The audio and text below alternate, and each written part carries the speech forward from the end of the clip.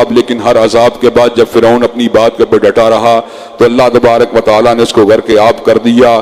جب غرق آب کیا تو اس موقع پہ اس نے الفاظ کہے آمنت انہ لا الہ الا الذی آمنت بہ بنو اسرائیل وانا من المسلمین. میں ایمان لاتا ہوں اس پروردگار کے اوپر جس کے اوپر بنی اسرائیل کا ایمان ہے اور میں بھی مسلمان ہوں. اللہ تبارک و تعالیٰ نے کہا الآن وقد عصیت قبل وکنت من المفسدین.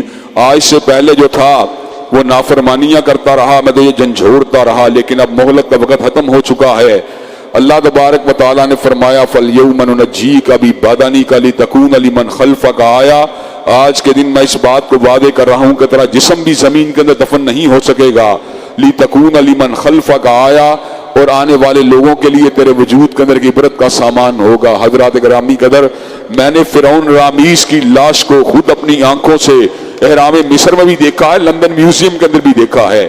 لندن میوزیم کے اندر حضرات گرامی قدر وہ مرمت کے لیے آئی ہوئی تھی لاش, تو وہاں پر یعنی اس کی سیٹنگ میٹنگ کرنے کے لیے حضرات گرامی قدر میں نے اس کی لاش کو دیکھا, میرے دل کو چوٹ لگی. میں نے کہا یہ وہی تھا جو یہ بات کہا کرتا تھا انا ربکم الاعلی, کہ میں تمہارا رب ہوں. تو اللہ تبارک و تعالیٰ نے آج اس کے جسم کو زمین کے اندر بھی دفن نہیں ہونے دیا.